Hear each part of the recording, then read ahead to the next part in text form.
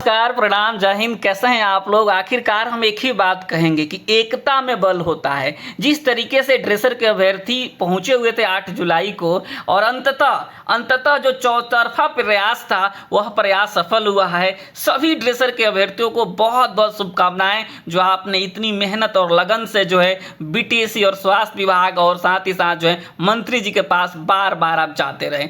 और अब जो है ड्रेसर को लेकर के ऑफिशियल अपडेट आ चुका है। ड्रेसर को लेकर के बीटीएससी ने एक तरीके से नोटिस जारी कर दिया है। आपको पूरी जानकारी देंगे। बहुत खुशी की बात है कि ये जो भर्ती थी एक तरीके से जो है डॉक्यूमेंट वेरिफिकेशन के बाद से कई महीने बीत चुके थे, हम लोग को इंतजार करते करते अंततः जो इसमें सफलता मिली है। और पूरी नोटिस आपको हम दिखाते हैं सीधे बीटीएससी के साइट से। यहाँ पे आप देखिएगा, हमने बिहार टेक्निकल सर्विस कमीशन का ऑफिशियल जो वेबसाइट है उसको ओपन कर लिया है। यहाँ पे आपको देखिएगा जो है नोटिस वगैरह दिखेगा। इसी को हम डाउनलोड कर लेंगे। यहाँ से देखिए, यहाँ से हम डाउनलोड कर लेते हैं इसको।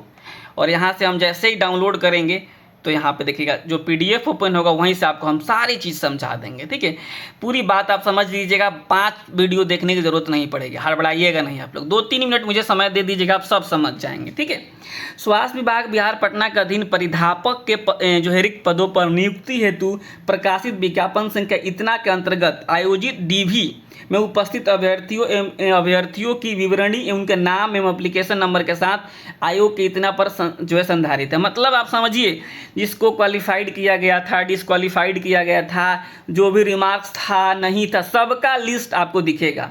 इस क्रम में दिनांक 11 जुलाई से लेकर के 17 जुलाई तक बहुत ज़्यादा समय दे दिया। बहुत अच्छी बात है कि लगभग जो 6 दिन का समय मिला है आपको। बहुत अच्छी बात है कि इस क्रम में 11 जुलाई से लेकर के आप 17 जुलाई तक शाम 6 बजे तक आपत्तियां आमंत्रित की जाती है। मतलब हड़बड़ाइएगा नहीं आप लोग। 11 तारीख से शुरू होगा। जैसे ही लिंक एक्टिव होगा मैं आपको लाइव दिखाऊंगा कि कैसे आपको क्या करना है। अगर आपके जो है आप में कोई ऑब्जेक्शन होगा तो ही आपको कुछ करना है, ऑब्जेक्शन नहीं होगा तो आपको कुछ नहीं करना है। बिल्कुल मैं आपके साथ खड़ा हूं और आप सभी को जो है जो भी मदद हो सकेगी हम करेंगे। अभ्यर्थी अपना एप्लीकेशन नंबर, मोबाइल नंबर एवं जो है जन्म तिथि डाल करके जो है आप एक तरीके से ओटीपी के माध्यम से लॉगिन करेंगे। और जो है सभी विवरणी, नाम, पिता का नाम, जन्म तिथि, लिंग, कोटि, नंबर, अयोग्यता का कारण आदि देखकर संतुष्ट हो लेंगे।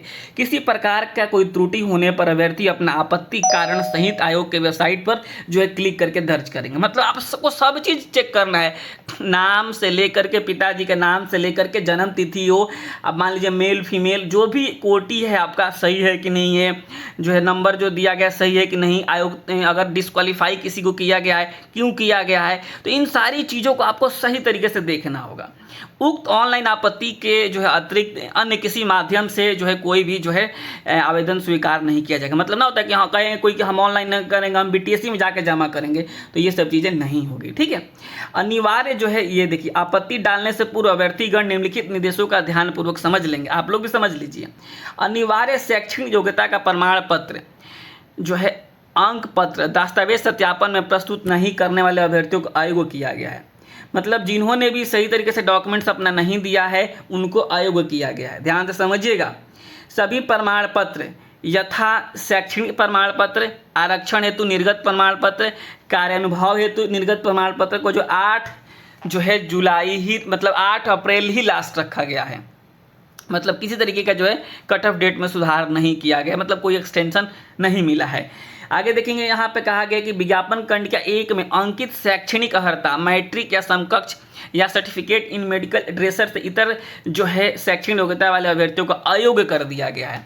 मतलब यहाँ पे एक बहुत बड़ा जो ये बात कहा गया है कि आप सोचिए कि अगर आपका सीएमडी सर्टिफिकेट नहीं है तो आपको अयोग्य किया गया है। देखिए यहाँ पे एक बार और मैं इसको बता रहा हूँ, बड़ी जो है कठिन लाइन लिखती है भैया कि विज्ञापन के कंडिका 1 में अंकित शैक्षणिक अर्हता, मैट्रिक और समकक्ष तो सबके पास होगा, एवं सर्टिफिकेट इन मेडिकल ड्रेसर से इतर जिसके पास भी सर्टिफिकेट है उन सबको जो है अयोग्य कर दिया गया है। अब देखिएगा अब क्या होता है। तो अब जो है ऑब्जेक्शन का जैसा लिंक ओपन होगा ना तो ये बिल्कुल स्पष्ट हो पाएगा कि जो है डीएमडी का क्या होगा। तो इस लाइन से तो यही लग रहा है कि जो भी डीएमडी वाले हैं या फिर केवल ड्रेसर वाले हैं उनको बाहर कर दिया गया है, अयोग्य कर दिया गया है। दस्तावेज सत्यापन में विज्ञापन की कंडिका 1-2 में वर्णित शर्त के अनुसार सर्टिफिकेट इन मेडिकल ड्रेसर का प्रमाण पत्र निर्गत करने वाले संस्थान को उक्त कोर्स संचालन की मान्यता संघ अथवा बिहार राज्य अथवा अन्य राज्य सरकार से प्राप्त है का साक्ष्य प्रस्तुत नहीं करने वाले अभ्यर्थियों को भी अयोग्य कर दिया गया है।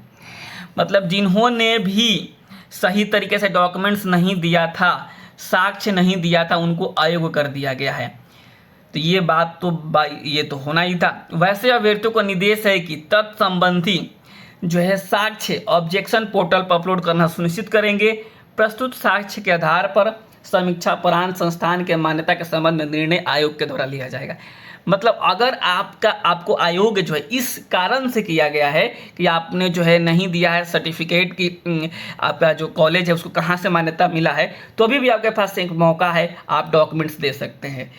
आगे देखिएगा, कोर्स संचालित करने की मान्यता के साक्ष्य के रूप में UGC pro forma UGC public self disclosure, जिसमें उक्त कोर्स का स्पष्ट उल्लेख हो, राज्य सरकार, केंद्र सरकार या फिर सरकारी paramedical council, state aligned medical board आदि से जो है क्या हो जी, बोर्ड से आदि से वर्णित कोर्स संचालित करने की मान्यता का पत्र, अधिसूचना आदि प्रस्तुत करना अनिवार्य होगा। मतलब जो है आपको ये उनके लिए है, किनके लिए है, जिनको इस बेस पे अयोग्य किया गया है कि आपने जो सर्टिफिकेट दिया है, आपने जो डॉक्यूमेंट्स दिया है कि आपका जो कॉलेज है, आपका जो यूनिवर्सिटी है, उसको कहाँ से मान्यता मिला है, तो आपको दोबारा ये डॉक्यूमेंट्स आपको देने होंगे। यदि किसी अभ्यर्थी किसी राज्य के सरकारी पैरामेडिकल काउंसिल या स्टेट अलाइंड जो बोर्ड से निबंधित है, तो उक्त निबंधन को भी साक्ष्य के रूप में प्रस्तुत किया जा सकता है। उक्त साक्ष्य प्रस्तुत नहीं करने पर संस्थान के मान्यता के संबंध में निर्णय लेने हेतु आयोग स्वतंत्र होगा एवं अभ्यर्थी को आयोग के निर्णय मानना होगा। ये बातें कही गई। आगे देखिएगा, कहा गया कि विज्ञापन कंडिका इतने के अनुसार जो एक्सपीरियंस की अधिमानता संविदा के आधार पर नियोजित अभ्यर्थियों को दिया गया है।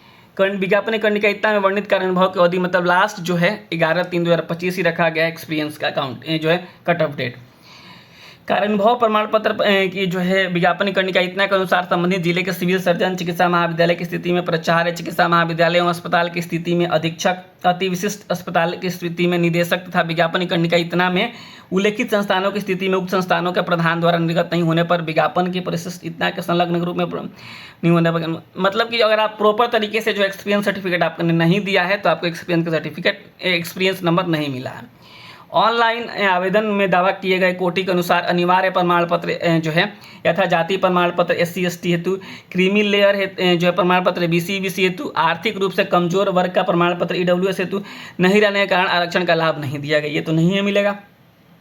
ऑनलाइन आवेदन में अंकित आरक्षण कोटि से इतर कोटि का प्रमाण पत्र संलग्न रहने पर आरक्षण का लाभ नहीं दिया जाएगा। मान लीजिए कोई जो है BC1 है और BC2 सेलेक्ट कर दिया था तो उसको जनरल में भेज दिया गया है। क्रीमी लेयर रहित प्रमाण पत्र, जाति प्रमाण पत्र के जो है पति के नाम से होने पर आरक्षण का लाभ नहीं दिया गया है।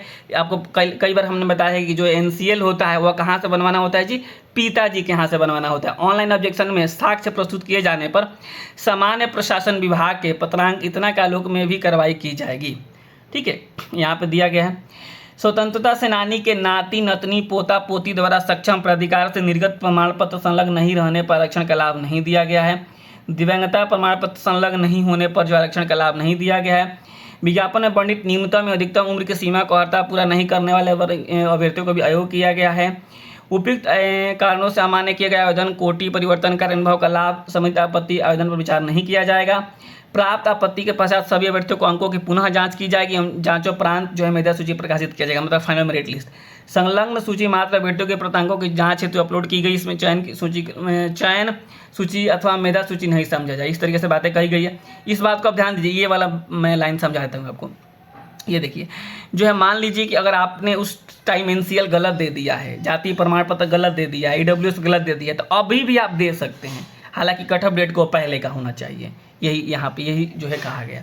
ठीक है, तो ये सारी चीज़ें आपको लिंक जो है 11 तारीख से एक्टिव हो जाएगा और जैसे ही लिंक एक्टिव होगा आपको मैं पूरी की पूरी जानकारी दे दूंगा। फिलहाल आप लोगों ने समझ लिया ये क्या बात है। ठीक है, इस वीडियो में इतना ही रखते हैं और आप इस वीडियो को शेयर कर दीजिए सभी के साथ ताकि जो है सबको सही जानकारी मिल जाए।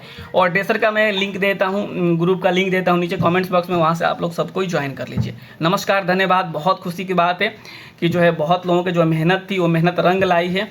ठीक है, और ये जो है आगे चल करके और बहुत जल्दी ये भर्ती पूरी होने वाली है। नमस्कार, धन्यवाद।